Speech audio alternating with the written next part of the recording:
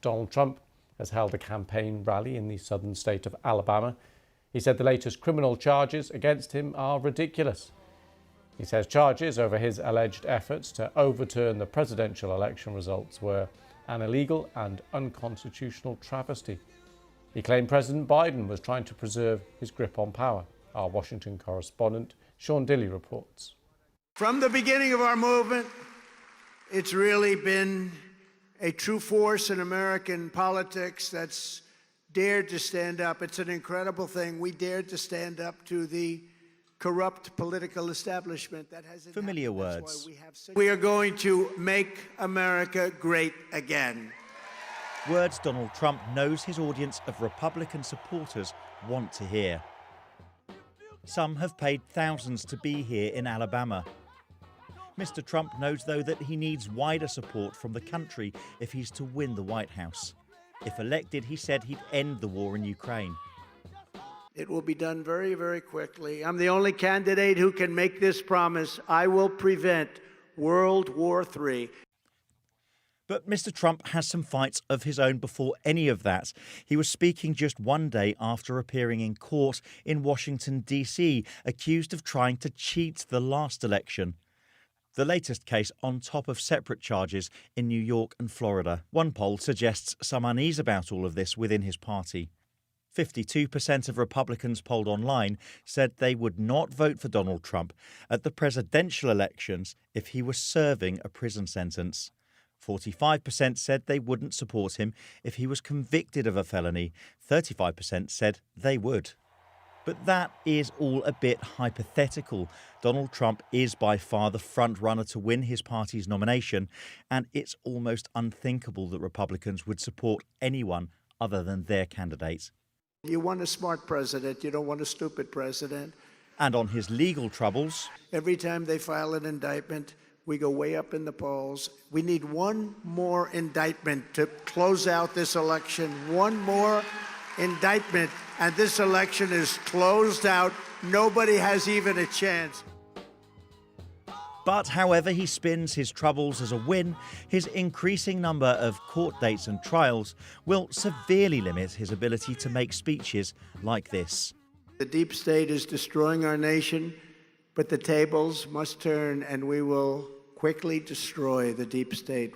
Sean Dilley, BBC News in Washington. Well, I spoke to David Alan Sklansky, law professor at Stanford University and former federal prosecutor.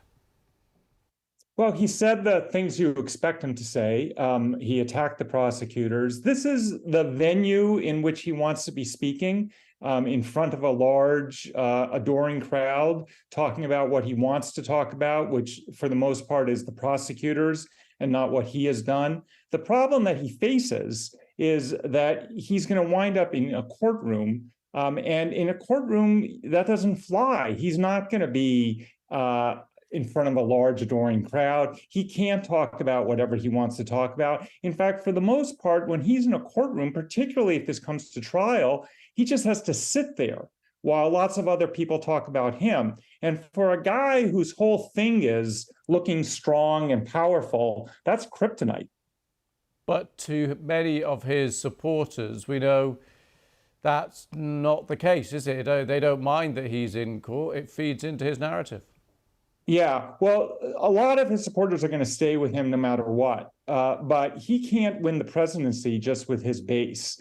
I think that the problem that he faces is not just the danger that he could wind up convicted and sent to prison, even though that's a very real danger.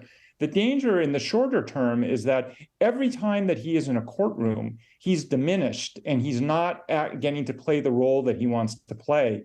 And I'm not sure how much that's going to erode his support with his hardcore supporters, but it's definitely going to make it more difficult for him to project the kind of image that he thinks he wants to project in order to win the presidency. What this whole series of events has uncovered, as it were, are some kind of holes, I suppose, in the US Constitution, some gaps, anomalies, things like disbarment from entering the race to be president. Some people thinking, well, there aren't very many at all. Perhaps there should be a few more. Looking ahead to elections and back at elections, the Electoral College, meaning people can become president even if they get fewer votes than their opponent. Any chance of those big constitution issues like that being changed at all now? There's a chance, but not in the short run. We're in an incredibly polarized country right now. And you're right, we have a constitution that's more than 200 years old. It's showing its age in some ways. It's creaky. There are things that weren't planned for. This was a document that was written a long time ago, and there's a lot about Donald Trump they didn't foresee. Thanks to David Allen Sklansky for talking to me just a little earlier.